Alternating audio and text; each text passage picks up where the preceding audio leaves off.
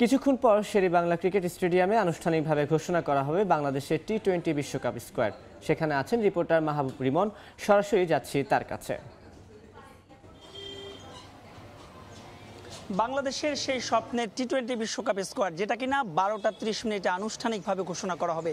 শেষ মুহূর্তে কিন্তু সেই স্কোয়াডে হয়তো বা একটা চমক দেখা যেতে পারে, কারণ আগেই কিন্তু নির্বাচকদের পক্ষ থেকে বলা হয়েছিল যে জিম্বাবুয়ের বিপক্ষে 5 ম্যাচের টি-20 সিরিজ ছিল, সেই সিরিজের দলটাই কিন্তু বিশ্বকাপের দল হবে। তবে শেষ মুহূর্তে বলছিলাম চমক হতে পারে, কারণ শেষ দুই টি-20তে সাইফুদ্দিনের শুধুমাত্র যে খরুচে বোলিং তাই নয়, তার বোলিং অ্যাপ্রোচ নিয়েও কিন্তু একটা প্রশ্ন উঠেছে। সেক্ষেত্রে হয়তোবা যে 15 সদস্যের স্কোয়াড কিংবা 15 সদস্যের স্কোয়াড না হলেও যেহেতু বিশ্বকাপের আগে আমাদের একটা আমেরিকার বিপক্ষে সিরিজ রয়েছে 3 ম্যাচের টি-20 সিরিজ, সেই সিরিজে কিন্তু নাম ইনক্লুড হতে পারে মেহেদী হাসান মিরাজ, যিনি কিনা সাম্প্রতিক সময়ে কোনো আলোচনায় ছিলেন না।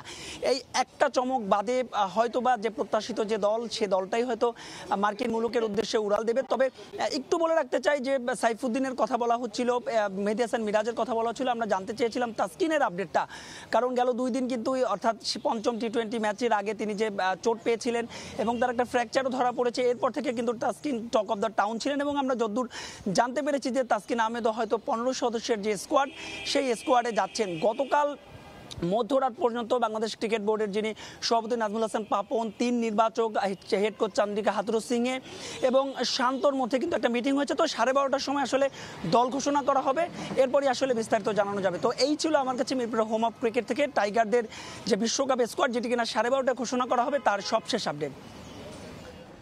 এতক্ষণ সরাসরি যুক্ত ছিলাম মিরপুরের শেরেবাংলা ক্রিকেট স্টেডিয়ামে।